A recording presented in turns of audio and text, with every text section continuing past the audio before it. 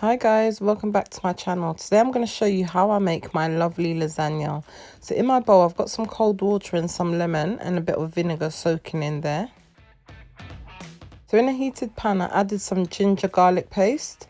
You can just cut up ginger and garlic and fry it in the pan, but I decided to do it this way as I didn't want to add too much oil to this recipe, as lasagna, the beef mince, has quite a lot of oil in it already.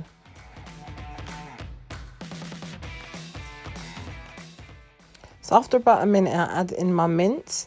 I'm going to go ahead and brown this mince, and I'm going to show you how I season up this mince to make it really tasty.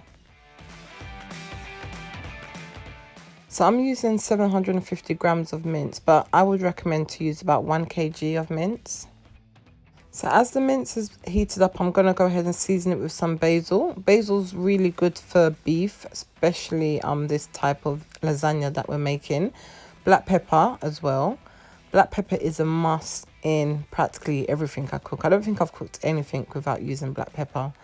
So I put about a teaspoon of each of those seasonings in the mince, and then some garlic granules as well. So as you can see, as I mix the mince, it's starting to turn brown. By the end of it, I want all of this mince to turn brown, no pink bits at all.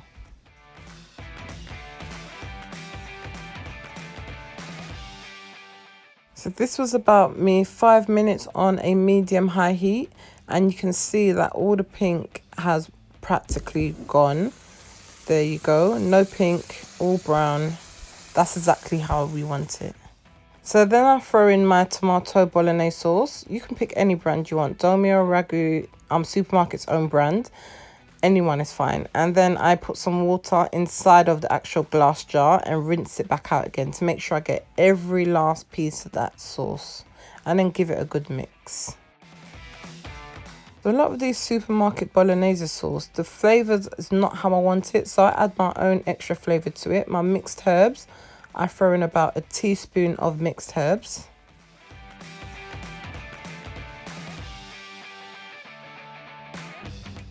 And then I put about half a teaspoon of ground pimento. Pimento is really nice for meats and chickens.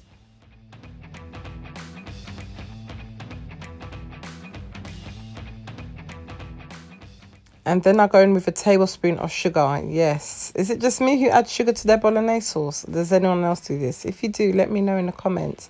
I feel it just helps to balance out that sour taste of the tomato. Finally, I just throw in a couple sticks at a time. So now it's time to really cook this bolognese sauce. And what I do is that I just cover it up for about half an hour on a medium-low heat. So after half an hour, you can see how it's thickened up. Like, this is exactly how you need it. Nice and thick, really tasteful. You can taste it and see if you need to add anything, if you need any salt. At the end, I just put in my greens, so some parsley and some scallion, before I put this in the oven.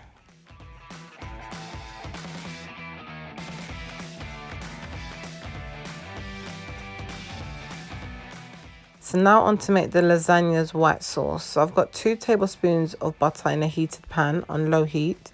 I'm just letting it slowly melt.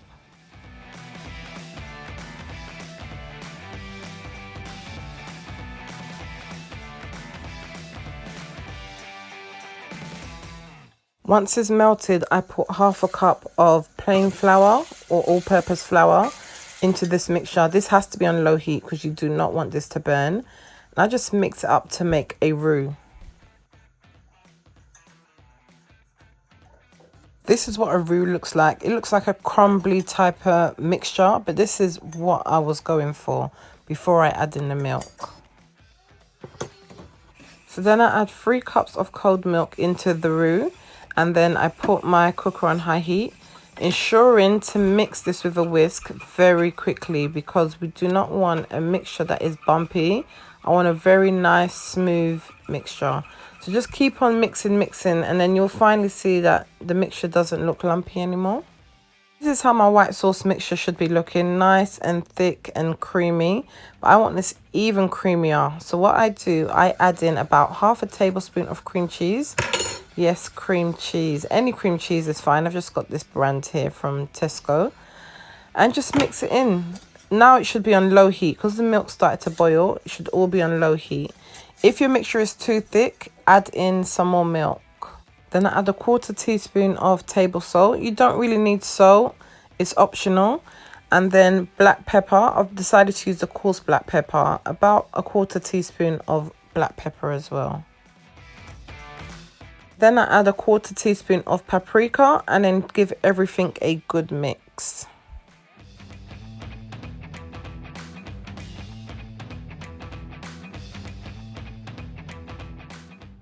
Okay, time to get this lasagna ready for the oven.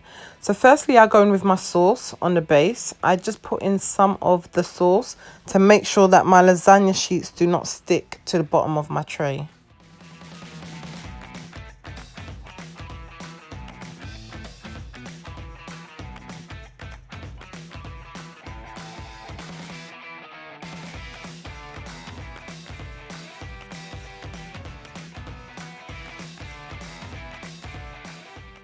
So the whole bottom of the tray should be covered with the lasagna sauce, just like this.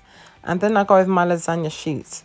You do not need to cook the lasagna sheets. I used to always cook them, pre-cook them before, but using it like this, I'm going to show you a way you do not have to cook them and they still come out very soft. So just lay down your lasagna sheets, just like that.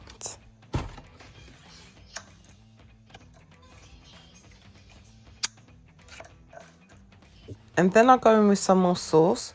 I ensure that the sauce covers all of the lasagna because it is the actual sauce that is going to cook the pasta of your lasagna. Remember, we've got moisture in our sauce and this is going to be drawn out into your pasta and it's going to cook. So I also use some of the white sauce, just a bit on top. The more sauce you've got, the softer your pasta sheets will be. I also sprinkled a bit of water just to ensure that these pasta sheets are going to cook and they're not going to be hard. So just about, I would say, a tablespoon, 2 tablespoons of water that I sprinkled on top. And then, yes, of course, cheese. Put as much cheese as you want. I'm using cheddar cheese here. Just throw the cheese on. You can't cook lasagna without cheese.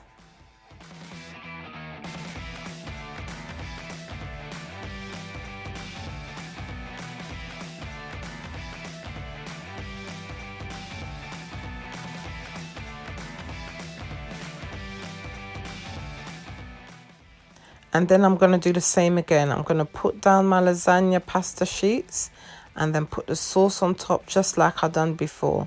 I only made 2 layers in this lasagna, but I think it looks better with 3 layers, but I didn't have enough sauce.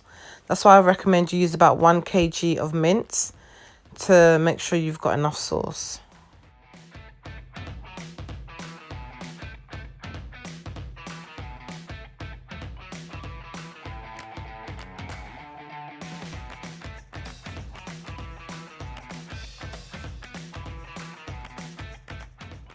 As this is my final layer, I just use all of the white sauce. I just throw it all on there, making sure all the lasagna pasta sheets are covered, because if they're not going to cook and you're going to end up with a very hard lasagna.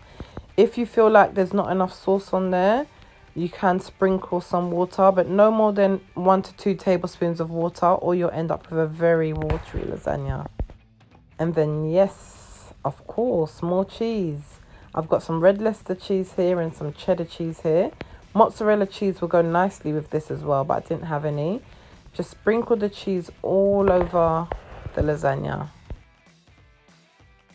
Looking scrumptious already. So then before I put it in the oven, I just cover it with some foil. This will ensure all the lasagna sheets are cooked. And I'm going to put it into the oven, gas mark 6, for about 40 minutes.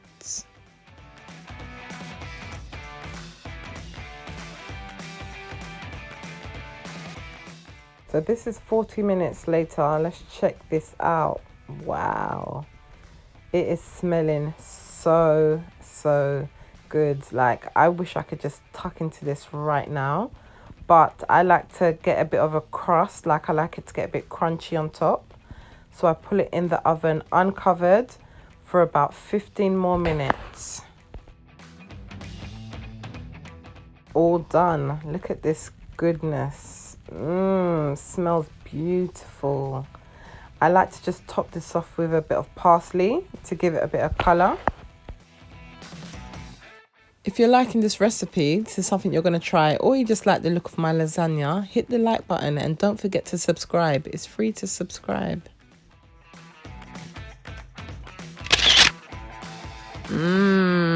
Wow, amazing. Look at that soft pasta, that lovely mince.